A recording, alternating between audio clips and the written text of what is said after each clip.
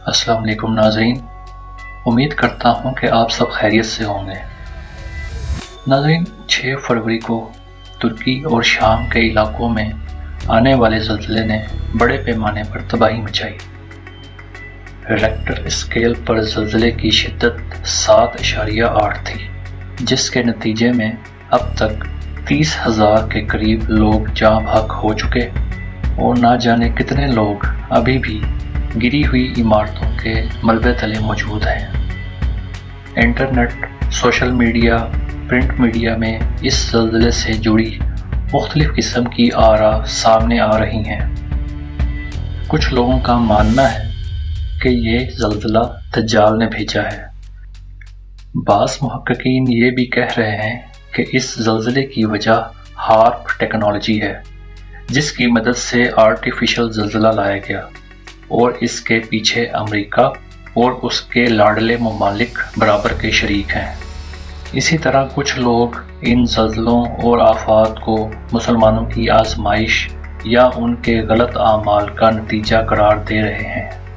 ناظرین، ہم باری باری ان اوپینینز کو جاننے کی کوشش کرتے ہیں تاکہ ہم یہ سمجھ سکیں کہ آخر ایسی ہولناک تباہی کیوں آتی ہے، اور کیا صرف مسلمان ممالک میں ہی آتی ہے، اور مستقبل میں اس کو روکنے کے لیے کیا پلاننگ کی جانی چاہیے۔ پہلے ہم بات کرتے ہیں ہارپ ٹیکنالوجی کے بارے میں۔ لفظ HAARP high speed action auroral program کا ایبریویشن ہے۔ یہ پروگرام ایک آئیونوسفیرک ریسرچ انسٹرومنٹ پر کام کر رہا ہے، جو امریکہ میں موجود الاسکا میں 33 ایکڑ رقبے پر تیار کیا گیا ہے۔ اس پروجیکٹ میں لگ بھگ 180 اینٹیناز لگائے گئے ہیں، جن کی لمبائی 70 فٹ ہے، جن کی مدد سے فضا میں موجود آئیونوسفیرس نامی لیئر تک 3.6 میگا واٹ تک پاور پہنچا سکتے ہیں۔ اتنی بڑی مقدار میں پاور ٹرانسفر کر کے کسی بھی جگہ کی فضا، ماحول اور موسم کو اپنی مرضی کے مطابق بدلا جا سکتا ہے۔ مثلا اگر کسی جگہ خشک سالی ہے تو وہاں کے ماحول پر ان ٹرانسمیٹر کی مدد سے بادل بھیج کر بارش برسائی جا سکتی ہے۔ جہاں سبزہ ہو وہاں کا موسم بدل کر خشک سالی کی جا سکتی ہے۔ بڑے بڑے گلیشیئرز کو پگھلایا جا سکتا ہے۔ کسی بھی ملک میں ضرورت سے زیادہ بارش برسا کر سیلاب لایا جا سکتا ہے۔ اس کے علاوہ زمین کے اندر موجود معدنیات، پانی، تیل، گیس کو بھی ڈھونڈا جا سکتا ہے۔ ناظرین، ہارپ پروگرام 1990 میں امریکہ کی فضائی اور بحری افواج کی مشترکہ کاوشوں سے تیار کیا گیا۔ اگست 2015 میں یہ پروگرام باقاعدہ طور پر university of Alaska Fairbanks USAF کے حوالے کر دیا گیا تاکہ فردر ایکسپیریمنٹس کر کے بہتر سے بہتر رزلٹ نکالے جائیں۔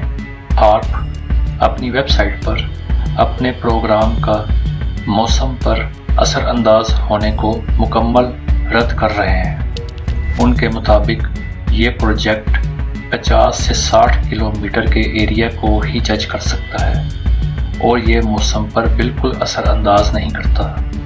لیکن جب ہم زمینی حقائق کو دیکھتے ہیں تو معاملات بالکل اس کے برعکس نظر آتے ہیں۔ مارچ 2011 میں جاپان میں 9.1 کی شدت کا سونامی آیا تھا، جس میں لگ بھگ 20,000 لوگ جاں بحق اور $235 بلین کی معیشت تباہ ہوئی۔ اس سونامی سے پہلے جاپان کی معیشت روز بروز ایک مضبوط معیشت بنتی جا رہی تھی، اور امریکہ نے واضح پیغام دیا تھا کہ ہم جاپان کی معیشت کو تباہ کر دیں گے، جس کا نتیجہ سونامی کی شکل میں نکلتا نظر آیا۔ جیسا کہ ہم دیکھتے ہیں کہ ترکی کے صدر طیب اردوغان اسلاموفوبیا کے لیے کافی محنت کر رہے ہیں، اور اس کے ساتھ ساتھ ترکی کی خلافت کی تاریخ کو بھی زندہ کرنے کی کوشش کر رہے ہیں۔ 2023 میں معاہدہ لوزان بھی اختتام پذیر ہو رہا ہے، جس کے بعد ترکی اپنے معاملات میں آزاد ہوگا۔ وہ اپنی سرزمین میں نئی دریافت کر سکے گا، تیل اور گیس نکال سکے گا اور دوسرے ممالک کو ایکسپورٹ بھی کر سکے گا۔ ساتھ ہی یہ بھی بتاتا چلوں کہ ترکی نے IMF سے لیے سارے قرضے اتار دیے ہیں اور وہ ایک ڈیٹ فری اسٹیٹ بن چکا ہے۔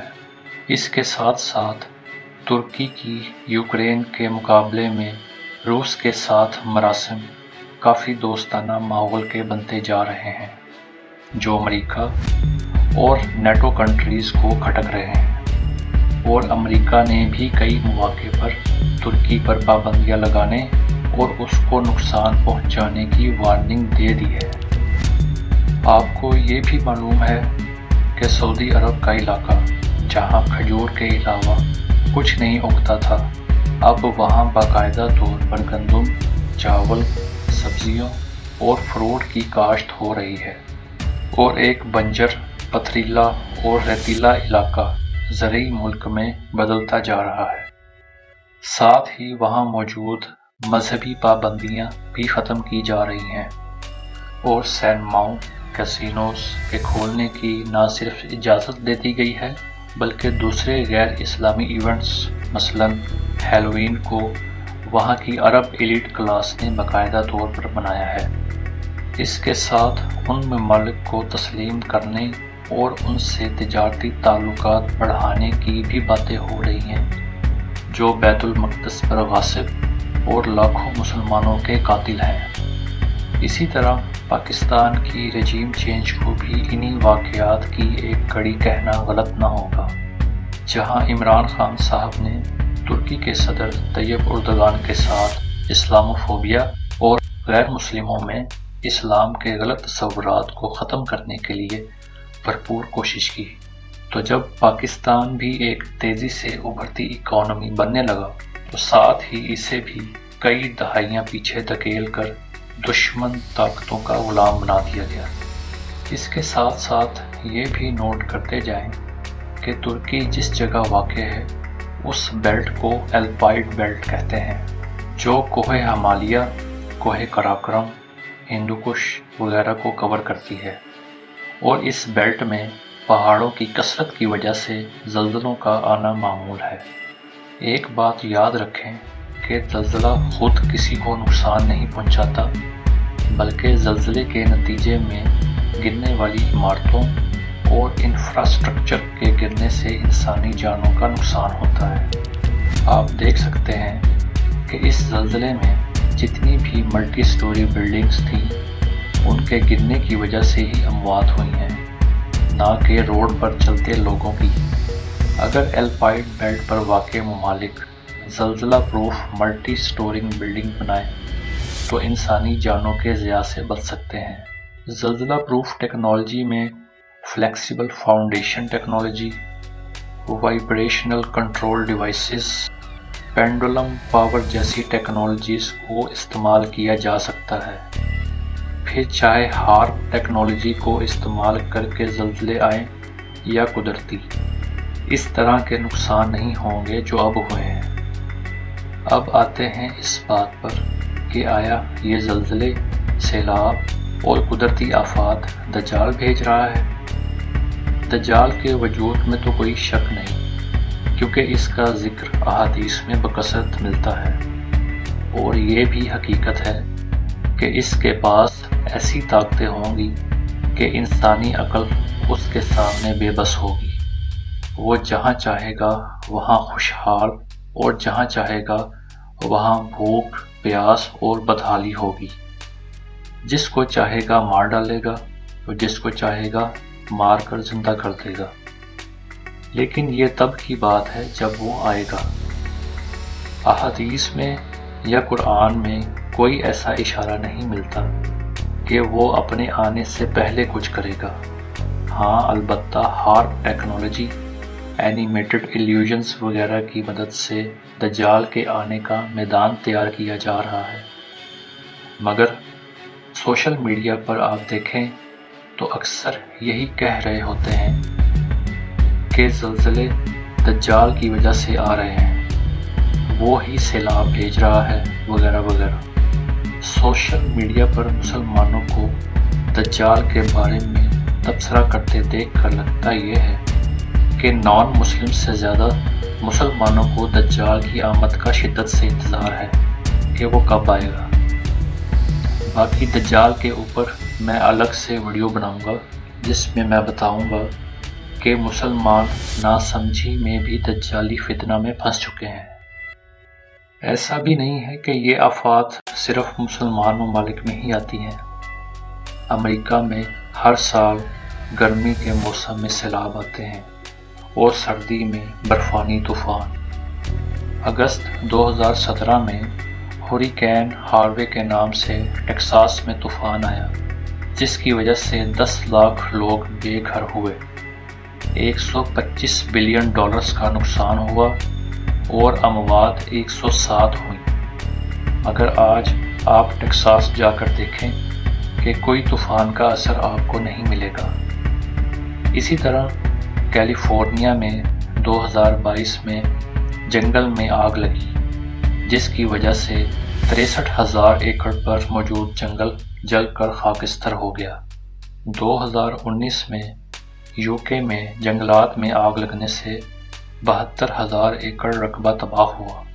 اور بھی کئی چھوٹے بڑے طوفان اور آفات غیر مسلم ممالک میں آتی رہتی ہیں، جہاں انسانی نقصان تو ہمارے ممالک سے کم ہوتا ہے مگر انفراسٹرکچر کا نقصان ہم سے بہت زیادہ ہوتا ہے، اور وہ لوگ as soon as possible in نقصانات کو کور کر کے پھر سے وہاں زندگی کی روانی شروع کر دیتے ہیں۔ وہاں کے سیفٹی میئرز طوفان کی ٹائم پر پریڈکشن وغیرہ کو فوراً امپلیمنٹ کروا کر لوگوں کو محفوظ مقامات پر پہنچایا جاتا ہے تاکہ انسانی جانوں کے ضیاع کو بچایا جا سکے۔ حقیقت یہ ہے کہ غیر مسلم ممالک میں جب آفت آتی ہے تو وہ اس کو صرف قدرتی آفت کہہ کر جان نہیں چھڑاتے، بلکہ آئندہ کے لیے ایسے واقعات سے بچنے کے لیے ٹھوس لائحہ عمل بھی تیار کرتے ہیں۔ اور جب ایسی آفات مسلمان ممالک پر آتی ہیں تو ان کو مسلمانوں کی آزمائش، دجالی دنیا کی سازش اور نہ جانے کیا کیا کہہ کر اپنے کندھوں سے ذمہ داری کا بوجھ ہٹا دیتے ہیں، اور بجائے ان آفات سے بچنے کے لیے مستقبل میں کوئی ٹھوس اقدامات کرنے کے، انہی آفات کو دنیا کے سامنے اس طرح دکھایا جاتا ہے کہ ان سے زیادہ آفت زدہ تو اور کوئی ہے ہی نہیں۔ پھر پوری دنیا سے امداد مانگنے اور اس امداد کو بجائے متاثرین کو پہنچانے کے اپنے اپنے پسندیدہ لوگوں میں بانٹ دیا جاتا ہے۔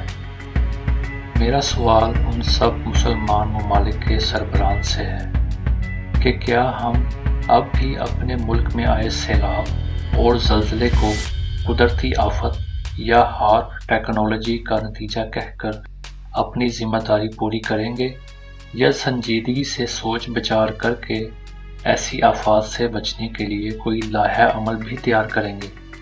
فرض کر لیا کہ اگر یہ آفات ہارپ ٹیکنالوجی سے آ رہی ہیں تو سوال یہ اٹھتا ہے کہ یہ ٹیکنالوجی 1990 سے قائم ہے، تو کیا ہمارے لیڈر، ہمارے حکمرانوں نے اس کے مقابلے میں کوئی ایسی ٹیکنالوجی کیوں نہیں بنائی جو کہ اس کا مقابلہ کر سکے، اور ایسے سیفٹی میئرز کیوں نہیں اپنائے جس سے نقصانات کو کم کیا جا سکے؟ چاہتا تو میں بھی اپنی ویڈیو میں متاثرین پر افسوس کر کے اور امریکہ پر الزامات لگا کر اپنا فرض پورا کر سکتا تھا، مگر میرے اٹھائے گئے سوالات کا مجھے اب تک کوئی جواب نہیں ملا۔ اگر آپ کے پاس کوئی جواب ہو تو کمنٹس میں ضرور بتائیں، اور اگر ہو سکے تو ان سوالات کو اعلیٰ انتظامیہ تک پہنچائیں۔ اللہ آپ کا حامی و ناصر ہو۔